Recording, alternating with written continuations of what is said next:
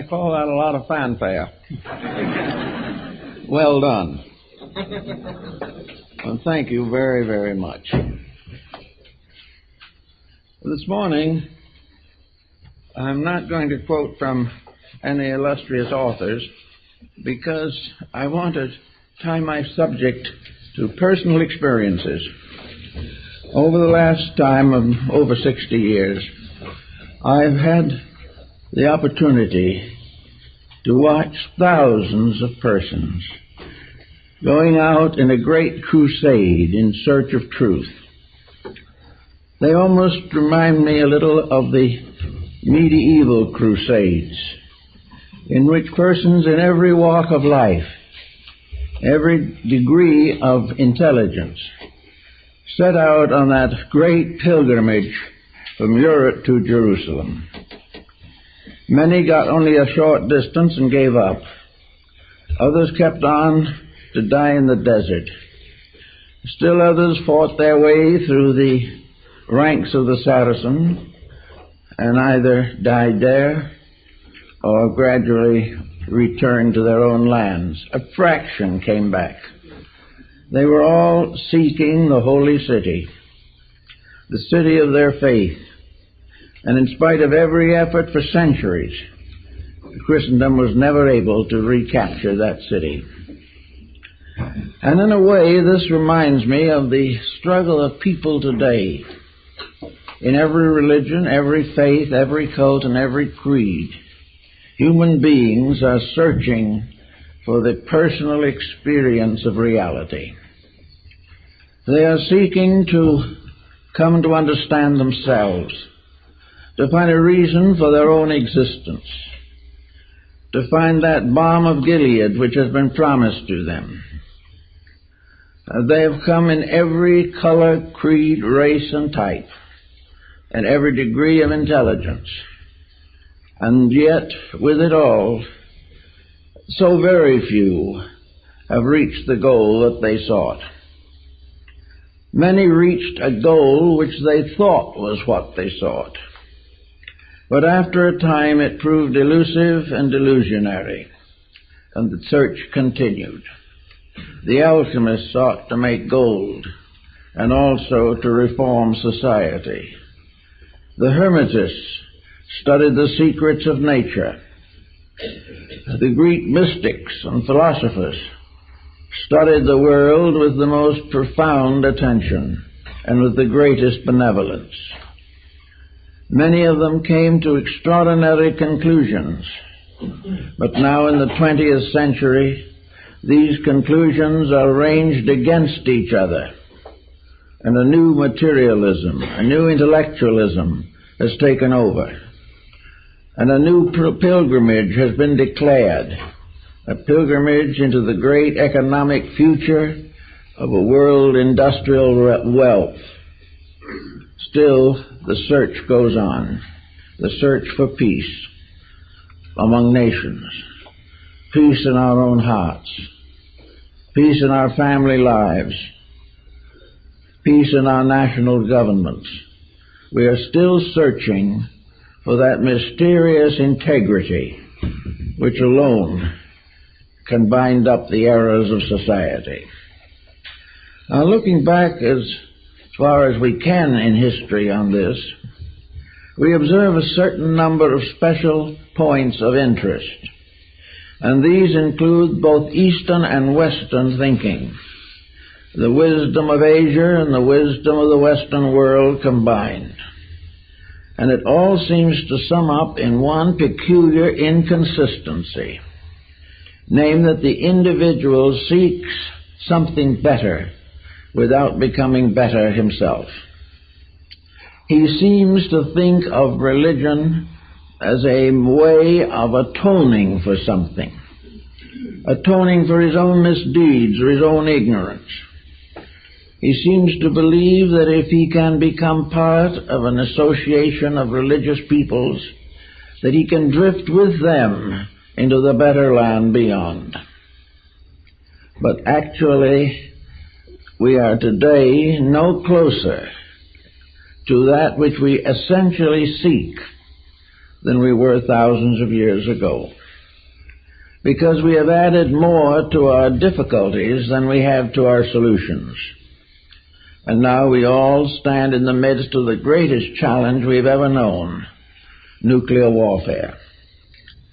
Now, how all of the good of the past could come to this, how the love and wisdom of thousands of dedicated souls could not prevent this emergency, is a very strange and sad commentary on our way of life. So this morning we want to take up the problem of opening the doors to the inner self, to the reality within us, to see if we can come to a little better understanding of the problems that we face. Those of you who have, in travel, visited primitive peoples may note one interesting point, namely, way back in the beginning of time, there were those who had visions. There were those who had strange beliefs, but these beliefs were supported by extrasensory perceptions. And in those old days, the great scriptures of the world were written. In those days, the great philosophical and scientific footings were laid down.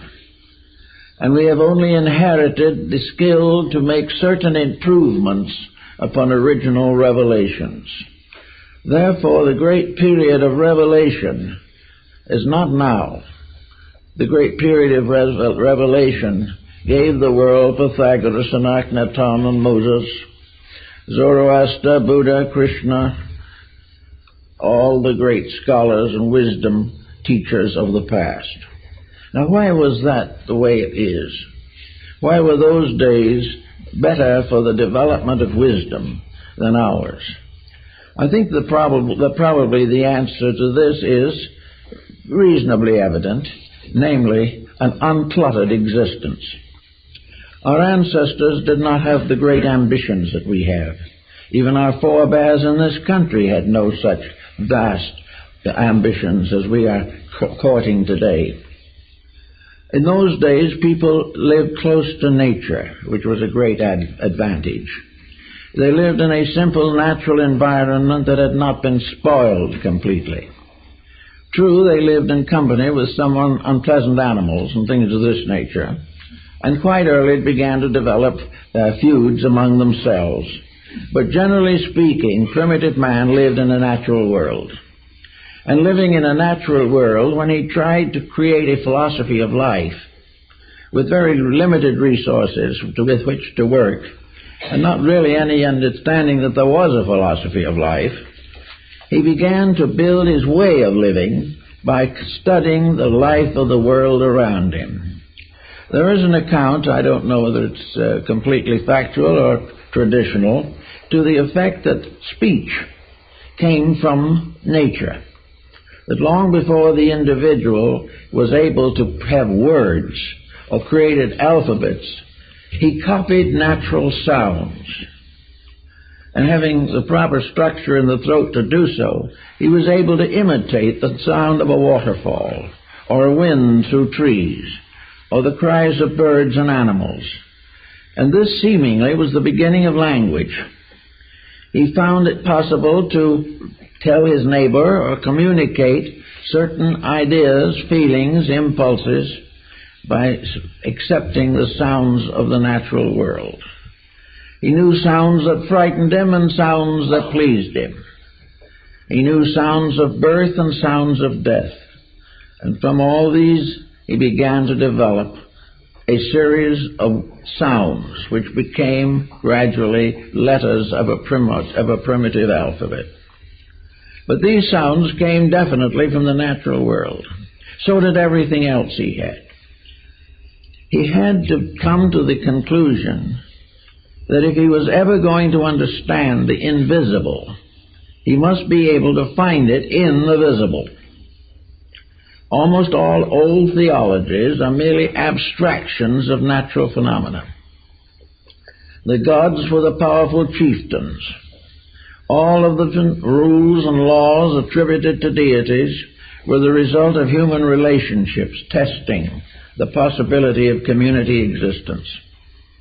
So little by little, we built a world in which nature provided the only available facts. These facts could be by careful meditation, perhaps, or constant reinvestigation, could become truths. And this, in a sense, is the beginning of modern science in 17th century Europe. Namely, that there were truths that could be built upon facts. That these facts could become the basis of rules. That these facts, by constant repetition and investigation, showed nature's way in a great many directions. It made it possible to decide internally, to a measure at least, what nature expected us to do. On the basis of nature would penalize anything that was not within its own approval. So little by little, the science of nature began to take the form of a natural philosophy. A natural philosophy that was based upon the seasons, upon the climates, upon the various nature phenomena, from everything from the gently flowing stream to the volcanic eruption. All these things had to be fitted into something supported by facts. And facts were things that you could see, that you could touch, or you could in some way have a direct contact. Now, from facts, the problem of truths resulted in morality. Morality was really the moral interpretation of facts. It was a fact made alive and vivid through experience. The individual taking the fact and working with it discovered finally that it had within itself a meaning, a moral value, that it produced good consequences, that it advanced causes, whereas error nearly always destroyed. So little by little the truth factor came in. And after a long time with truth, the mind and consciousness began to ascend to a higher level, and this was reality. Reality is, in a sense, the higher octave of truth. It is something that is gradually built into our understanding as a complicated network of truths, working together, and through their interaction producing what we call reality. Reality is the final proof of the truth of a fact. And on this basis, we have built most of the learning that we know today. Now, it also follows that from the beginning of time, individuals, in a mysterious way, began to question themselves. The caveman probably was among the first to ask why he was created in the first place. The answer has not yet been found. Most people have the slightest idea where they're here. They have no idea where they came from, except biologically, and nowhere near any more from where they're going, except in terms of the mortuary. All of the rest is a noble internal reaction to something. The individual was not willing to accept the fact alone. He had to build it into a moral value which became his truth, and he finally had to accept it and live it and grow because of it, and that way contact reality. So we're going to now question how the people of today or of long ago continued their search for reality. And what did they use to open the doors between the visible and the invisible? How did they expect to attain a concrete, visual, audible reality? Well, in the earliest days that we know of, there were in all tribes and nations certain mystics. And these mystics were persons who were given to strange dreams, visions, curious experiences, which did not limit their consciousness entirely to the common world. Somewhere along the line, dreams became a part of man's structure of searching. A dream had certain technical advantages. It could be described, it could also be experienced, and it could be, in a sense, fitted into the social pattern. A dream might, therefore, pertain to a world or vision or place beyond this life. A vision could be an experience of that which is beyond, a conscious contemplation. Now, of course, for a long time, dreams were considered as symbolic of mystical values. Dreams were the basis of healing in ancient Greece. Dreams were the basis of social growth among the American Indians. Dreams were always something a little beyond, a little intangible, but sufficiently substantial to be recalled, to be remembered, and to be shared with other people. Now, dreams also gave another proportion to consciousness.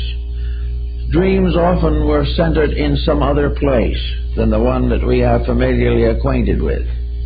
While we lived in our comparative modest dwellings, we had dreams of temples and palaces and shrines and great mountains, hierarchies of celestial beings, and all the mysterious mechanism of Dante's Divine Comedy.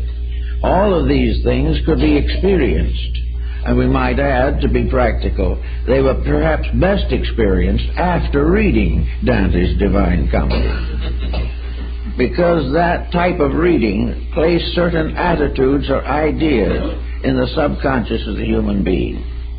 And gradually, as intellectualism increased and improved, the individual not only began to downgrade his dreams, but also to change them to meet the changing social conditions of his times. But dreams were a sleep phenomena that has played a part in man's evolution from the very earliest time. Now, there have always been natural mystics.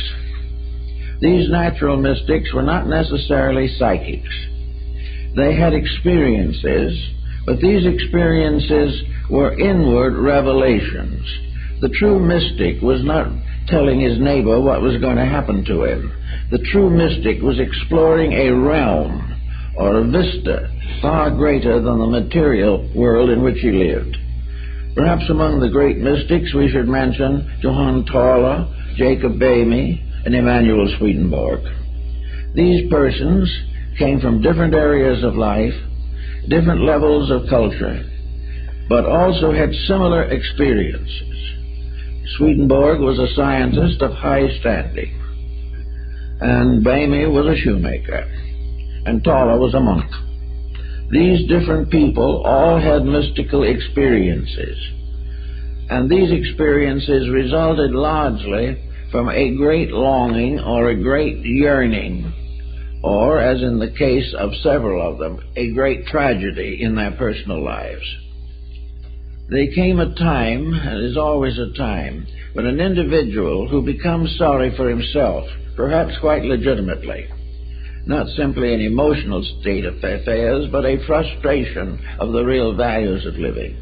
The individuals of this type may retire into themselves and live in a world of constructive and idealistic fantasies. But are they fantasies? This is also a question that has never been satisfactorily solved to meet everyone's requirements. But we also know that the mind has become a powerful factor in the effort to make the invisible real to us. And the mind has developed all kinds of experimental processes. The mind has borrowed heavily from outside sources for the information intended to reform the inner life of the person to whom that mind belonged. So the mind almost always builds an invisible upon the visible through a certain intellectual, mental approach. And today we have all kinds of such approaches. They are found in practically every religious system of the world, and they are opposed by every agnostic system. They have become the basis of moral philosophy and have also resulted, unfortunately, in the rise of a great many competitive institutions. But the mind becoming more and more enmeshed in the obvious or the external, and the external becoming less and less soundly founded, so that it is based today very heavily upon mistakes and misfortunes, the mind becomes a dangerous instrument. Now, the mind was not such a dangerous instrument long ago, when society was a comparatively simple structure. Probably, really, the mind's domination of the situation began with the dawn of ambition. And when ambition reached a certain degree where it was willing to accomplish its end by destructive means, then ambition became a mental liability. And we have several such liabilities today, in which the mind is really no longer capable of direct thinking. It is no longer capable of truth-seeking in the real sense of the word. The term truth has come into bad times and has now been applied to so many different mistakes that it is practically impossible to classify them. But the fact seemingly remains that the mind, which might possibly have opened the doors to the internal, has only become another gatekeeper, preventing us from entering. The mind, therefore, guards the gate of the superior as a watchman to make sure that the individual does not outgrow the level of thinking which is common to his society. It is assumed that if he does this, he will be an outlaw, impoverished, and probably disgraced. So the mind guards his outer reputation at the expense of his inner life. Now, with this problem more or less obvious, what have we left as ways of finding the inner? Well, the second way, perhaps, is religion, as expressed through the heart doctrines of many people. Most people who will follow the heart doctrine, basically, are not intellectuals primarily. They may have excellent minds, they may know everything that a true intellectual does know, but they also have something else. They have a dimension of sympathy, a dimension of compassion, and they also have a deep-rooted belief and feeling that somewhere in the great pattern of things, an infinite love is moving the universe. These emotional-centered people, therefore, very often come closer to the reality than the intellectual. In emotion, you have experiences, sometimes disillusionments, sometimes discouragements, sometimes destructive reactions, hatreds, and so on. But basically, the heart doctrine is one based upon the teachings of Jesus or one of the other great benevolent world teachers. It is based on the assumption that the search for the reality of things is the primary purpose of human beings, and to live together in a fraternity based upon the realization of reality is the solution to the social dilemma. So the heart doctrine has had many exponents, and many of them have had, I think, a greater benevolent influence on mankind than almost any other level of instruction. The person who is in friendship and in love and affection some way seems to live on, and live on in the virtues and achievements of himself through his descendants. It is therefore a very important point to make sure that we realize the tremendous significance of religious affections. But now comes the rub. The religious reflections run into controversy. The individual wishing to be a devout person may find that devotion today is strangely altered, that the simple affair of doing good, of being kind, of being unselfish, these things are no longer really available in terms of affection. The individual has been cheated too often, he has been imposed upon, and he has also developed ulterior motives within himself that are so powerful that he is really incapable of a pure emotion.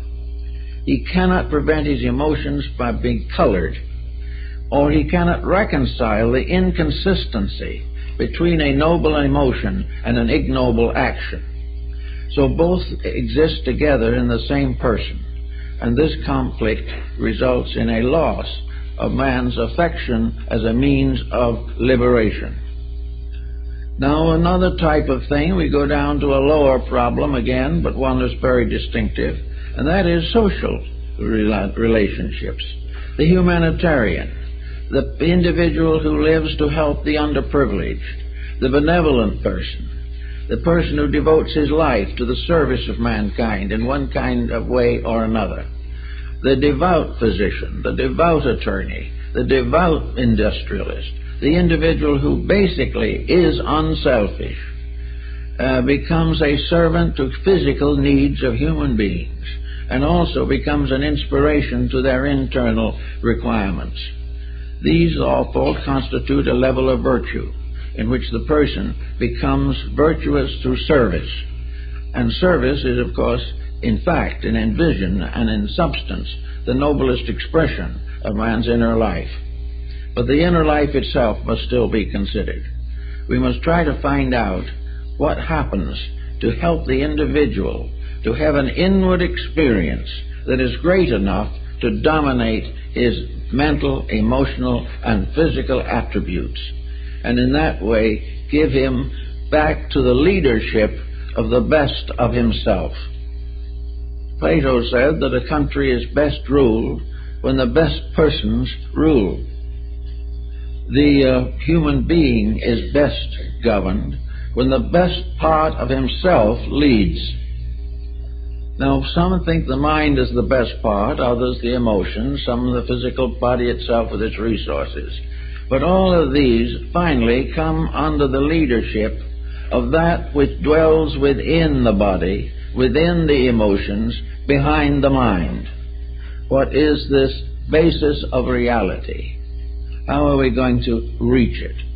How are we going to challenge it to come out of its strange aloofness so that it can become available to the person? One thing we find out immediately is that this search has to be personal. There is no possibility of communicating this reality in ways necessary to solve the problem of the individual, except that it be given to the individual with his particular problem. So we have to try to find out how to reach the opening of the inner life so that something superior to mind can become the ruler of mind and use the mind, the emotions, and the body as an instrument for the fulfillment of a sacred purpose.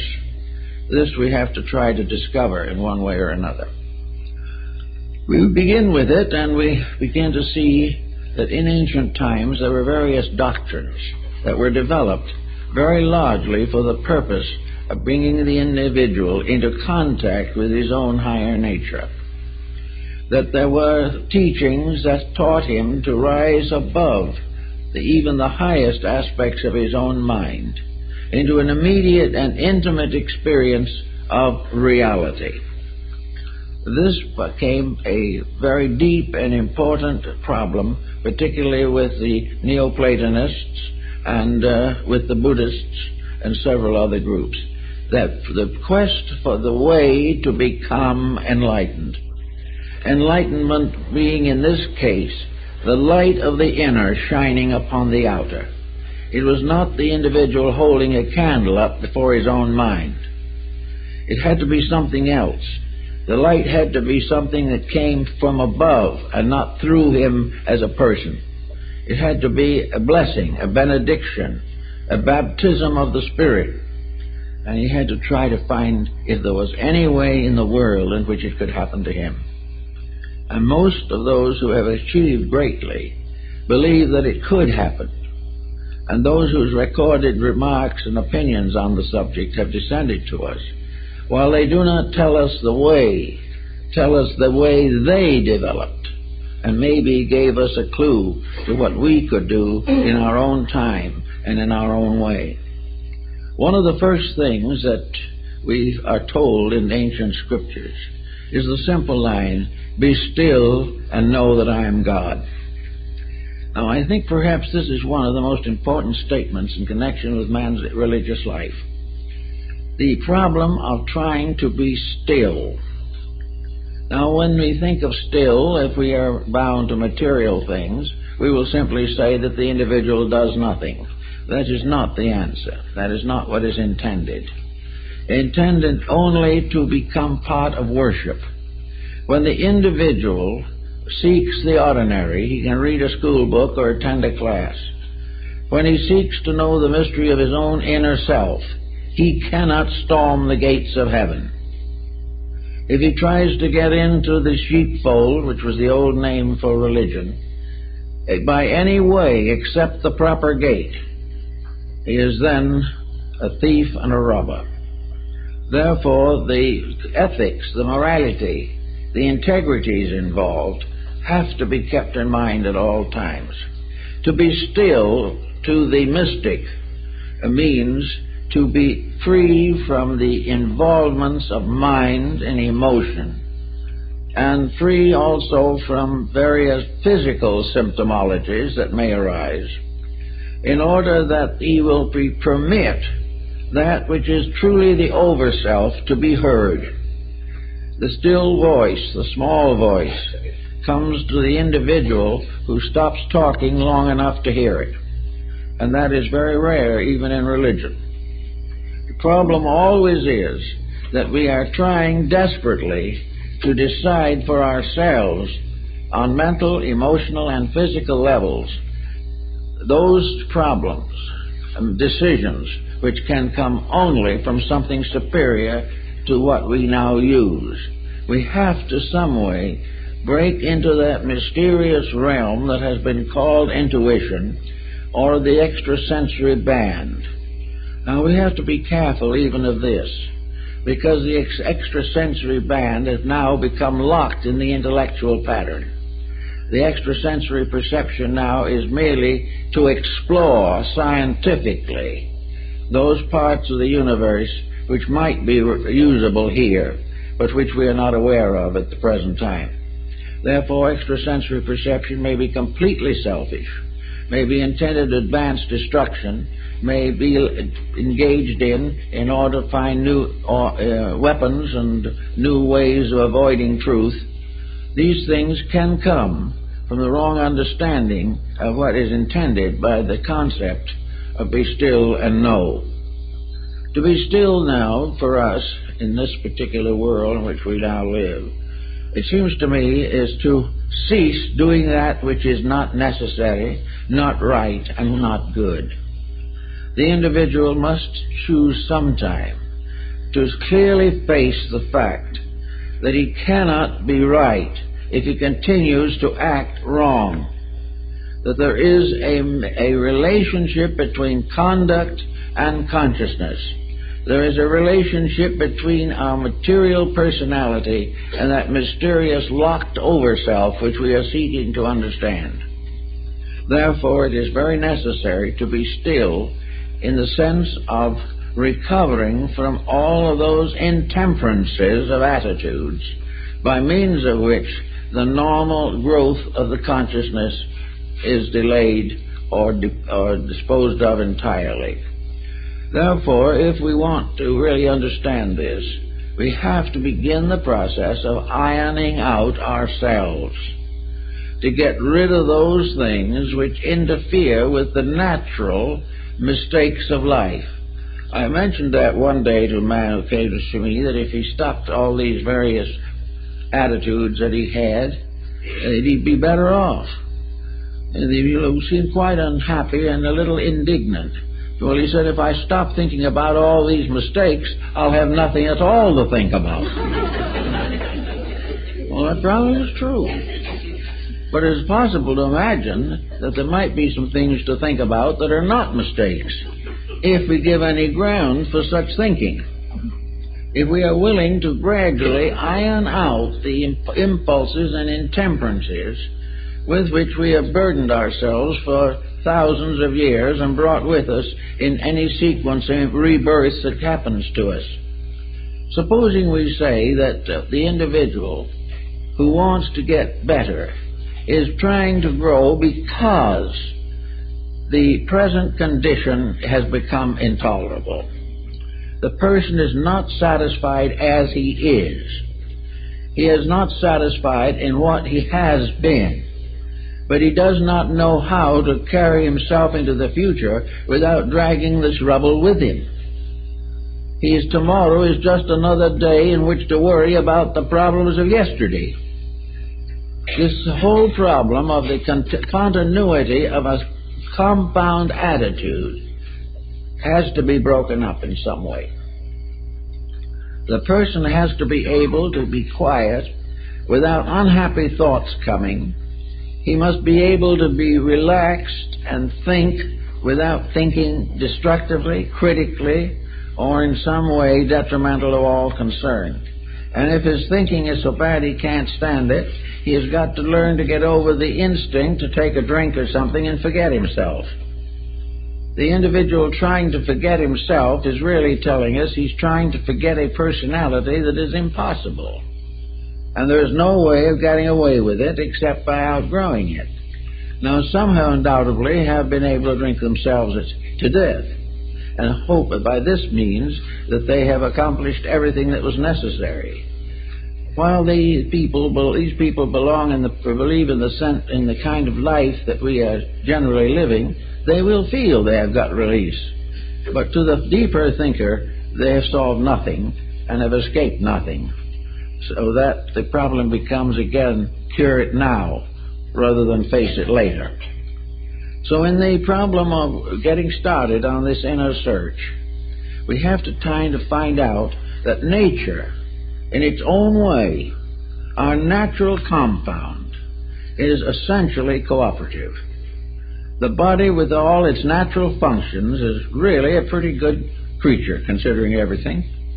It has laws and rules which, if we keep them, it will keep us as long as possible. It also has rules that we cannot break. And the moment we begin to reject our responsibility to the body, we're in trouble. We get so interested in what we're doing mentally and emotionally that we wreck the body. And because we have wrecked the body in accomplishing a large personal fortune, we then feel that the wreckage was worthwhile, but it isn't.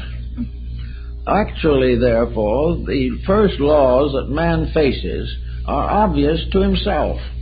He faces them in his daily living, but he has learned to carefully ignore the findings. He also has developed a new escape which our ancestors really didn't have, namely that if he couldn't get out of the trouble himself, he could hire someone else to get out of it for him. But it's just as difficult to have another person solve your problems as to have another person eat your food and you be nourished by it. You can't do these things. So we have now the complex situation of people who want to grow, but have already stunted their own growth badly. They want to be better, but they do not know what to do with the mistakes that have accumulated. I think the old mystics had the perfect answer for it. They simply said, "Be quiet and know that I am God." Now, this wasn't a theological type of definition. It is a definition based upon the concept that when we cease to build our own mistakes, when we cease to fashion a giant monster out of our own intemperances and relax, all of these evil things simply fade away for lack of nutrition. But they will not fade as long as one drop of nutriment is available to them. As long as we continue to have unhappy attitudes, we are not going to solve the mystery of our own inner consciousness. Actually, the way of life physically that gives us the maximum probability for years is the same type of discipline as that which is necessary to the mind and the emotions so that they will fulfill their duties as perfectly as possible. When the emotions are quieted down to simple, gentle, real values, the emotional nature is protected. We have no likelihood of trouble with some of the internal organs of the endocrine system, which have particular control over our emotional content. We will not kill ourselves by false feelings any more than we will kill ourselves with bad food. When we go up again to the third one, we have the mind. If the mind is used as it was intended to be used, and that is for the common good, for the advancement of everything that is real and valuable in life, if the mind could be released from the terrific pressure of self-interest, if it could get away from all its scheming on how to defeat a brother, and rather simply, quietly work out how to help him, all things would be much better in the mental world. There would be much less mental breakdown, and we would not be suffering from too many cases of senility. It is the misuse of the mind that gradually changes life into a dismal dwelling for the individual. So in each of these levels there is a natural law. Each of these creatures has its rights and privileges. Each level of ourselves has its inalienable needs and corrections. They're all here if we want to use them. Now, a lot of people have been perfectly willing to support religions industriously. They have been willing to make pilgrimage. They have been willing to do all kinds of penances to remove some guilt mechanisms within themselves. And at the same time, even though they live a pretty fair life, this great experience of projection into something higher has not occurred to them. And largely it's a result of not being able to quiet the separate levels of our consciousness on their own levels, and then quiet the relationships of them to each other. In other words, if the mind and emotions are locked in conflict, they're in trouble. Wherever there is conflict, there is a kind of destruction. There is a false motion. Wherever there is an obstruction, there is a decay of values, a disintegration, an infection, in which something becomes sick. All selfishness is sickness, no matter what you want to call it. All jealousy is sickness. These things are just exactly as serious as sicknesses as are the ordinary physical ailments which we may or may not be able to cure. This problem, therefore, is to get rid of the sickness arising from the misuse of powers, faculties, and principles within ourselves. Unless we're able to do this, we're going to stay right in trouble just the way we are. But the worst part of it is, we may be a good church member while we're in this problem. It has never occurred to us that religion demanded anything more of us than allegiance. It was like a parent who demanded that the child obey, but did not necessarily contribute to any enlightenment in the purposes of obedience. The religious association which washes away sins with baptismal water has not gotten to the point where it realizes, or bad people realize, that they have got to wash their own sins away all too often with their own tears. So there is time to get at some of these values directly. If the person wants to be born again in the theological sense of the word, it isn't that he simply accepts a religion. To be born again means to not make the same mistakes again. It means to clear the slate. A new birth means to start out with a fresh, clean, honest mind, without carrying anything from the past that was destructive or against the Ten Commandments or against the Sermon on the Mount. Everything that is detrimental must be left aside. It must not be carried forward.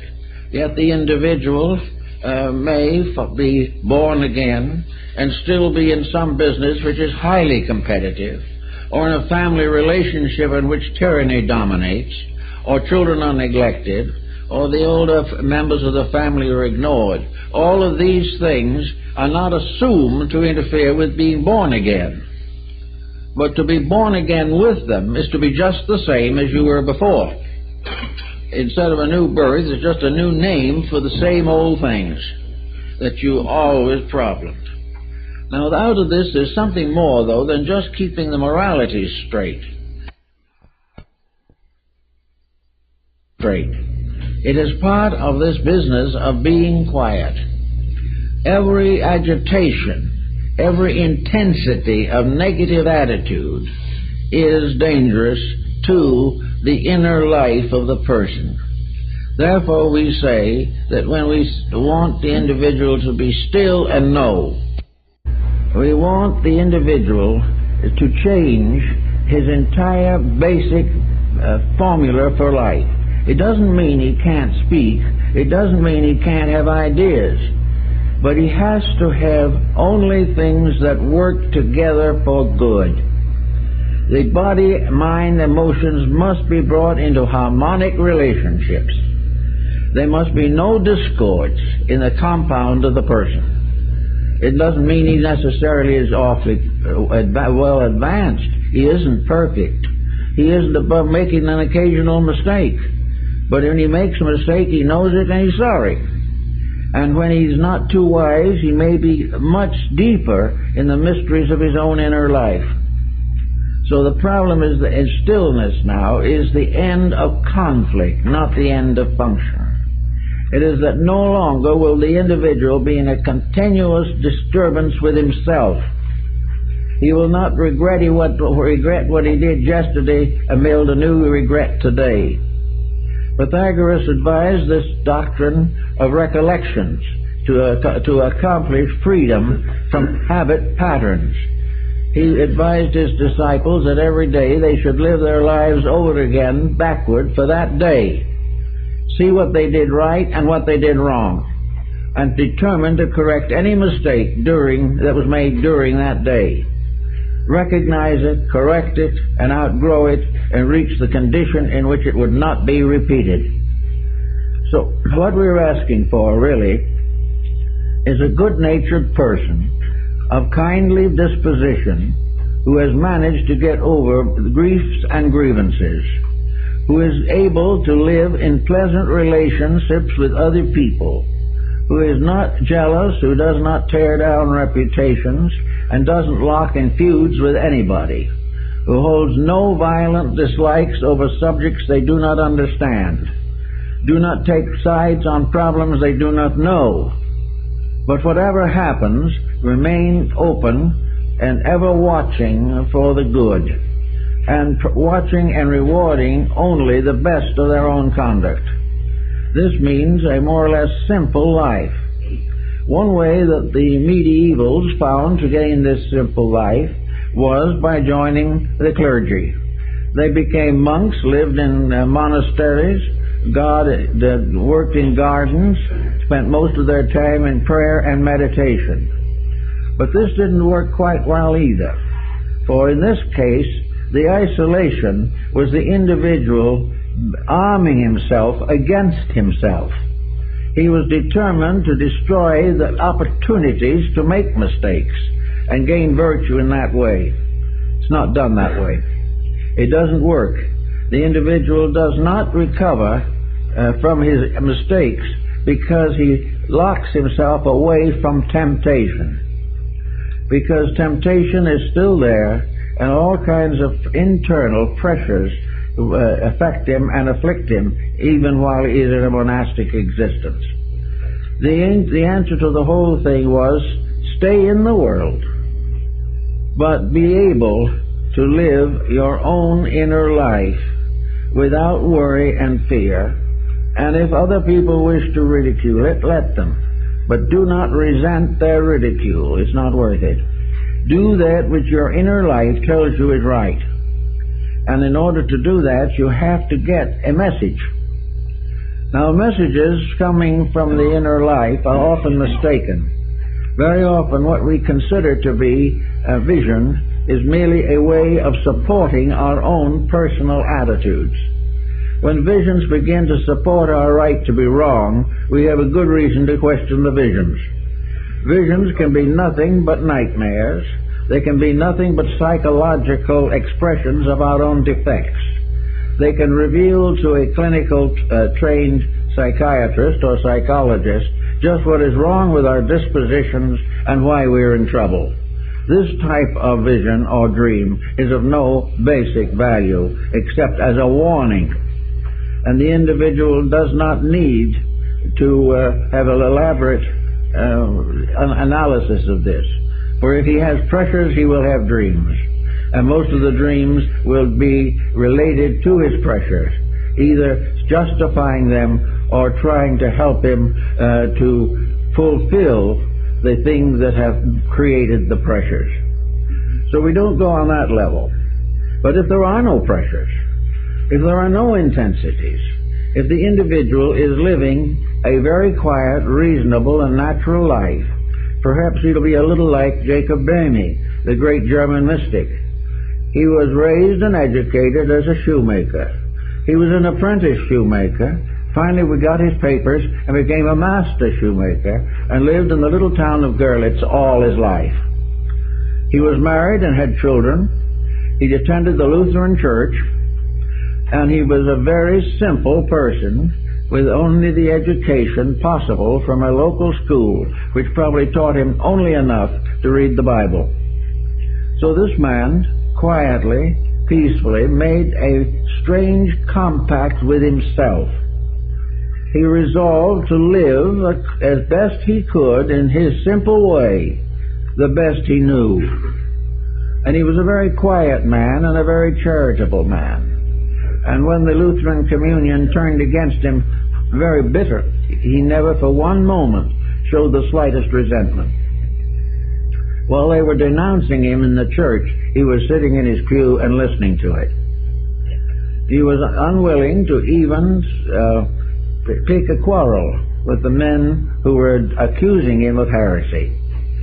Fortunately, at that time, the Inquisition was not in control in Germany, so all they could do was downgrade him. But actually, in this very simple family way, they say a very wonderful father, a faithful husband, a good friend, and an absolutely honest craftsman who marked every shoe he made and guaranteed it. To this simple man came some of the most extraordinary visions recorded in history. One day, while he was working in his shop, he had a chance to look up, and he saw a ray of light striking a pewter plate on the wall. This ray of light struck him in the eyes, and in that moment he had a vision of another world. And this vision he had of another world had none of the peculiarities that we associate with sectarianism. It was a world which he had not even a terminology for. He borrowed all kinds of words from his friends and neighbors because he had no words. He also was able to gain some terminology from alchemy and astrology and other subjects, but he used them always in his own way, not the way they were originally being used in the communities. Little by little, Boehme discovered in himself a strange and wonderful truth that was the basis of all his thinking and all his living. He said that in the very beginning there was nothing in the universe but peace, that this peace reached everywhere, and everyone was in peace with everyone else. And they talked to God, and God answered them in the voice of a small child, a very gentle child, not much older than themselves, because he was speaking to common people and not to great scholars. And they were all peaceful until along came Lucifer. And Lucifer was self-willed, and by self-will fell the angels. And when Lucifer asked deity for certain privileges, he was a faithful cherub at that time, God spoke again in the voice of the little child and said what was necessary. And Lucifer said, "Oh no, I don't like this. I don't want to live in a universe that is ruled by a small child. And if the deity can't speak out the great and glorious words I want to hear, I'm going to take over the job." Remember, this is in Low Dutch in Germany. So he said, "I'm going to take over. I'm going to run the universe now." So he challenged deity. He said, I'm not going to do these things. If you're just a puny little deity living in space without anything around you except a baby voice, I'm going to show you how to run this thing. And at the moment that he said that was the moment of the great disobedience. And in an instant, the heavens completely changed. Everything changed. The sky was filled with great spiritual powers. In the midst of them was seated or placed the ineffable deity, with all power, all splendor, all skills, and a thunder and rumbling voice that could be heard everywhere. And it is thus that the pride of Lucifer opened the abyss of the self, opened the world of sorrow and pain, because he had tried to take over the management of the universe, and because he could see no God until he disobeyed, and then the whole glory of heaven broke upon him. Now there's something about this. It's almost a beautiful myth or legend that can be carried right on down. For the man taking over the universe because God didn't seem big enough to handle the job is something that we all might think about occasionally. Also in all the problems that we have. When we think of the universal divine plan as too weak to handle us, to take care of our problems, so that we have to suddenly become helpers in this deal, we may get into serious trouble. But Bamey was essentially a great mystic, and he pointed out that when the human being becomes aware of the realities and uses them properly, the great grief or the great sorrow fades away again, and man and God live together in infinite community, always man obeying that which was eternally ordained to be obeyed. So in this way, Bamey had his statement of silence, of peace, that was disrupted by the rise of human faults, human emergencies, and the forever human optimism and complacency. So that to be still is to know the universe as stillness. To be still is to hear the voice of God and the voice of a small child. To disobey is to bring down upon oneself the thunder of an absolutely immutable power. To obey, we do not know there are laws. When we break them, we discover to our sorrow that we have not been very wise. So we're going to try to think in terms of a quietude that is free from ulterior motive. And this was what Zen attempted to do in India. And this is what Taoism attempted to do in China. This also is the mystery of Neoplatonism and the ideals of Pythagoras. It was the idea that man only comes into trouble when he does it wrong. As long as he is right, he doesn't know there are any laws, because by keeping them perfectly, everything is serene and well balanced. But the moment self-interest takes over, the power of the abyss is loosened upon us.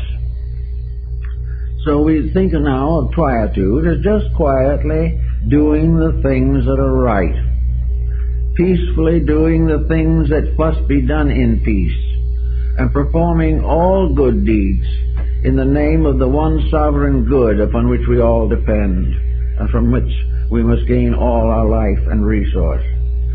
Now, the mystics have found out that if we live this quiet inner life, that we can carry every responsibility of the outer life with dignity. There is no need for us to go around depriving ourselves of everything. We only have to deprive ourselves of those things which were never any good for us in the first place. We only have to get over what was wrong. We are never punished for what is right. But if we get these things into a quietude and peacefulness, then this achieved condition is the opener of the door. This is the power that makes possible for us the actual direct participation in reality. It is that power which comes to us when we do not interfere or condition that power, when we keep it and keep its principles in integrity and in right. We are like what the Chinese sages said, that in the ancient days the wise slept without dreams. There was no dreaming about mistakes or therapeutic dreams. There is simply a great quietude, and in this quietude, a perfect peace. The heavens open, and the reality affirms itself in our lives. The story of the fable of Christ knocking at the door is much in this thoughtfulness. That which is real knocks at the door when we listen, but when we do all the talking ourselves, we cannot hear the gentle voice of truth or note the gentle knocking on the door. It is in peace and quietude alone that we can open the doors. It opens the doors means that we make ourselves receptive to a higher level of consciousness. We make ourselves receptive to the experiences of the inner life. We have a victory of soul over circumstance. We have a victory of reality in ourselves over the errors and illusions of daily living. As a result, we are in peace. We are quiet. Now, in the old initiation rites, we were usually subject to very serious tragedies. In the ancient mystery rituals, the candidate was given very firm and terrible tests. There were even degrees in which his life itself might be hazarded, unless he was right. And in all these things, he had to fulfill the great tests of life. He had to recapitulate his own existence and go through a series of harrowing circumstances which would result finally in his attainment of oneness with the inner consciousness. Well, maybe today we're still taking the same rituals. We don't call them rituals anymore. We call them mistakes of other people or inabilities of governors to govern, inability of the governed to govern himself. All these things we now call blames. Probably they are actually tests, experiences which will never cease until we stop making the mistakes that cause the trouble. There will never be a time when social legislation can prevent the individual from making a mistake. And we can never have perfect leadership until we have an intelligent following. There must be dedicated followers and enlightened leaders.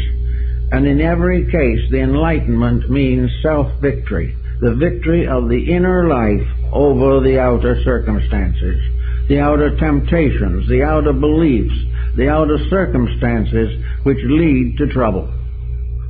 So the Buddhists and the Zen people, for instance, have a very quiet method of meditation. They sit quietly and they simply allow not a blank to set in. The idea is not to make the mind a blank.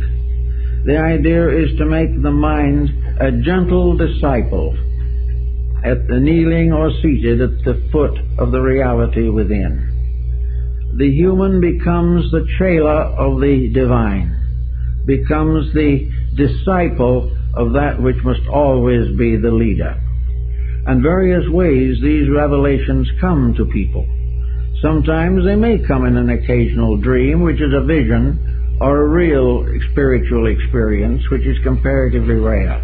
But all spiritual experiences must be doubted if the individual who has them has not conquered the common mistakes of himself. Anyone who believes an extrasensory experience, who is still incapable of the direct control of his own life constructively, must be afraid of imposture. And any organization that promises the individual that he can become great without becoming good is also a very dubious organization. There can be no rising upward into the higher levels of consciousness except through a kind of meditative discipline. And what is meditation in this case? It is not sitting in a corner somewhere with your eyes closed and your fists clenched tightly. Meditation in this case is the quiet recognition, realization of the values of life as they have been presented to us in daily experience. Meditation helps to bring us a new way of being useful, a new way of solving or helping to solve problems around us. Now we can say with all meditation practices that nobody can solve anybody else's problems. This is true. Therefore, the fact that we think we are solving them is not quite really true. The part that is beneficial to us is the fact that we have given up something of ourselves because we love someone else more. This is the great gift.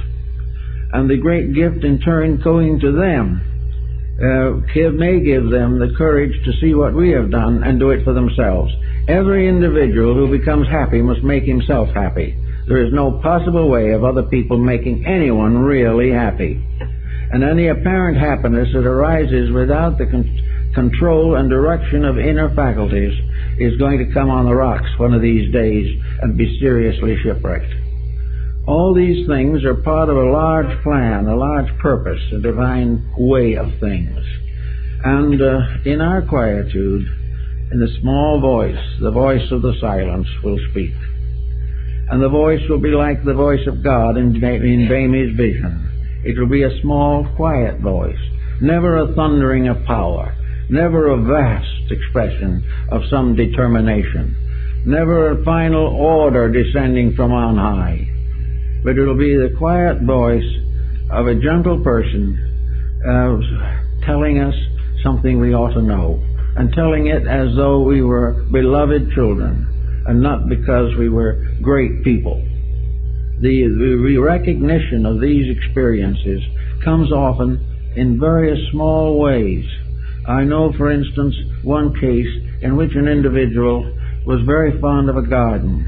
They loved to plant flowers and things of that nature, and they always loved flowers. It was a very kindly relationship.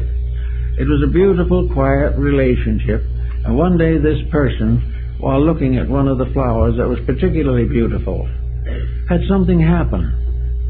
Suddenly, this flower seemed to speak. It didn't say anything, but it seemed to speak, and suddenly the law of that flower burst into the mind of this very kindly gardener. The law of the flower became a symbol of the whole unfolding of the cosmos. The flower became an infinite symbol of an infinite purpose. And it is. It is a part of a great and infinite purpose. But most of those who look at the flower don't see it that way. But this person saw it that way. Saw the flower as suddenly bursting forth into a perfect symbolism of the universe. It was there all the time, but at that moment, the reality in the individual picked it up and brought it out. The message came from something beyond the mind, something beyond the emotions, but an infinite impression of reality, which meant that the person had for a moment's contact with one of these levels of higher insight. Plotinus, the Neoplatonist, said that in his lifetime, that only on 2 occasions had he been lifted up into the presence of reality, and that for only a few seconds. But that became the most powerful experience of life, and all of life from then on was never the same as it had been before. The same might be said, too, of Luther Burbank with his love of flowers and plants. Here's a man who was able, very obviously, to influence flowers and plants. I saw him one afternoon and we talked about these things, and he said that he could talk with the plants, and the plants answered him. And when he said he wanted them to do something, they did it. So several big universities sent classes and students and so forth to see how Mr. Burbank was taking the spines off of cactus so they could be used in the desert to feed cattle. And they did exactly what he did and got nowhere. And he explained that the reason they didn't get the result was because they hadn't talked to the flowers and plants. They hadn't told those plants what he wanted them to do, what they should do, and how they could help by doing it. But if you talk with them and understand them, even in silence, you commune with them, not as little things with a root, but as reality, and bound up in a magnificent little mystery, that they obey. And he told me, he said, the only person I ever had that was able to do it was an old Chinese gardener. He said, this gardener watched me and listened. And from that time on, he always talked to the plants. And they did what he wanted them to also. He said, you've got to understand life. Life is not you and nothing, or you and something that doesn't mean anything. And all the flowers and birds and animals and creatures of the universe are real.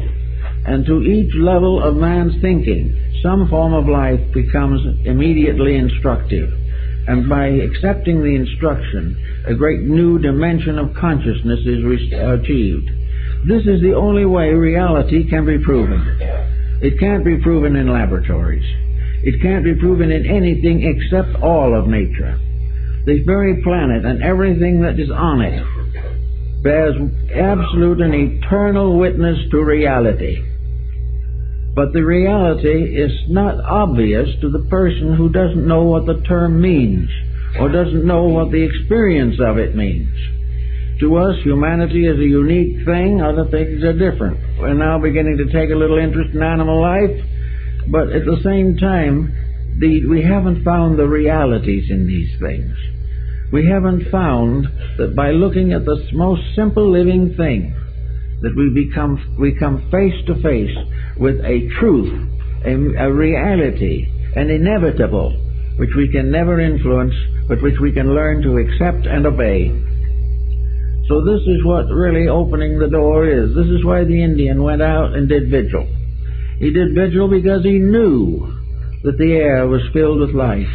He knew that everything that existed was real. Now he couldn't come back and explain all this to his fellow tribesmen, although most of them probably were sympathetic to it. But the proof of the fact was something else. The proof was that when he went out as a healer and sat and did vigil, the great ones, the true ones, sent symbols to him so that he would know what to do. And far when he was up here with me, he said that a little light appeared somewhere on the earth around him, around a little plant, or a little flower, or a weed, or even some little small animal or creature. And he knew instantly that that which the light was around was the thing that was necessary to heal the sick man for whom he was praying. So he took this material, usually an herb, which he had never used before. He had no botanical knowledge, but he had seen in a meditation that this was it. And he took it and he made a tea with it and he gave it to the sick man. Then the reality proved itself. The man got well. That was the only reality that could be demonstrated. All the others could be, it may be a mistake, but if the man got well by a mystical experience, then that experience was real. And it's the same all the way along. We cannot get the positive demonstrations that we seek of all these things. The only thing we know is that the closer we can come to reality, the closer we come to peace, happiness, and health. And the further we get from reality, the more rapidly our problems multiply. Now, for those of us who are just, kind of going along on the way and haven't got too far, there are things we can do ourselves each day. We can begin to quiet the prominent causes of confusion. There is no meditation based upon some esoteric exercise that can ever work if the individual has not accomplished a transformation within himself. This was the highest phase of alchemy. Alchemy was to make gold out of base metals. And spiritual alchemy was to discover the eternal gold of reality in all things, which can be released and brought into manifestation by art. And art in this case is the beauty. It is the skill. It is the wonder by which we do what is right because it is right. This type of thing is something that has come down to us for a long, long time, and it will continue to come down to us until we obey it. We must find the only answer that there is, and that is the utopian answer, that the human being must live the fullness of humanity, of his own endowment. He must manifest all the manifestations of the condition of the level of life upon which he exists. And having done this, he may then request very quietly, or may not even have to request, because realities perpetuate themselves. We expect to go on to the next level of understanding and insight. We are held behind by the ballast of our own mistakes. And until we are able to master those and to redeem them or restore the integrities in them, we will remain in trouble. So the first thing to do, if you're really anxious to get on to the discipleship principle in nature, is to start in and prove worthiness. Prove as the ancients did in initiation tests. When a disciple wanted to enter into the mysteries of Eleusis in Greece, the first thing that was done was that his community was invited. The archon, a leader of the community, was invited to tell what they thought of this young person, whether he was a good person, whether he was a good son or a daughter, because women were initiated. But was this person a good, worthy, honorable person? And if the city father said yes, that he had never been in trouble, that he'd always been a good member of the community, that was a good mark for the person. If he had been troublesome, he would never have been admitted any further. Then, if that was true, they then went to his teacher. Where did this young person study, and what did he study? So they found the master, an old sophist of some kind, who had instructed him. And they said, was he a good student? Yes. Was he quick-minded and able to understand? Yes. Well, what did he give him to study? Mathematics, astronomy, and music. That is correct. Then they would probably call the boy to be given the examinations at the temple itself. And if he passed these successfully, he was placed on a 5-year probationship, in which it was assumed that he would take the hope of going on as the basis of a great improvement in himself.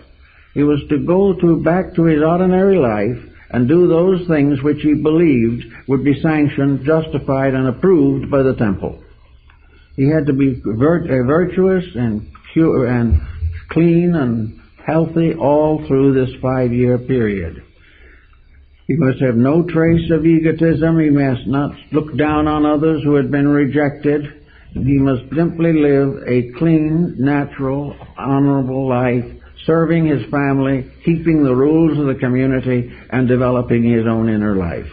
At the end of that time, he was put into the tests. And these tests were very severe on many occasions.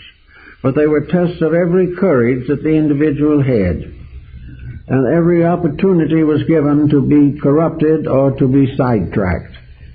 But if he succeeded and lived on and was able to pass the final test, he was brought forth from the porch of the temple and crowned with the laurel wreath and declared to be an official and recognized member of the religious group. This then became something that was so important that in the presence of an initiate of the mysteries, even the king of the country could not remain seated. The divine instruction took precedence over all material honors. And the initiation was more important than to win a great military victory or to attain to be an archon of the state or to become a leader in any external affair. He might win the Olympic Games 10 times, but it was not nearly as much of an honor as to have the wreath of the initiate placed upon him. From that time, he was bound by oaths greater than himself, that he would never corrupt, never compromise, never in any way abuse, and never falsely reveal to the unworthy the instruction he had received, and would never use that instruction for personal physical gain. Now, those were pretty rough instructions, but at the same time, they are the type of thing that we must all ultimately face. Fortunately, we don't face it all at once. We don't have to do all that is right at one time. But little by little, day by day, we are supposed to discipline our mistakes, gradually gaining control over them, correcting attitudes that are not conducive to common good. And in this way, by a certain regular order of things, come finally to the point where the interior takes complete control of the exterior, and the individual lives from the root of his own reality, that he is now no longer a person. He is now a great soul in a body. He is an illuminate. He has achieved the end that the physical world can bestow. And he has now available to him all the knowledge of his race, all the wisdom of nature around him, and all the love of the deity whom he represents and who brought him forth. So these are the things that open the gates of integrities. And these are the only ways that the gates of wisdom can truly be opened. And I've got a little announcement I want to make this morning. We have with us a friend who had a birthday last Monday, but we didn't speak Sunday, so this is the first chance we've had. And that is our good friend, Gilbert Olson. Well, many of you know. And Gilbert Olson has been a personal friend of mine for 45 years and has served us here ever since the society was built, practically. And today we kind of give him a little note of welcome and appreciation on a little belated birthday party for us. It's not going to be a real party, but it's going to be a chance for those of you who know him to congratulate him on having made it, and also to point out that a big change has come in Gilbert's life. He has left Downey, where he lived for very many years, and he's now moving to Glendale in order that he can be over here more often. So we want you to all say hello for him.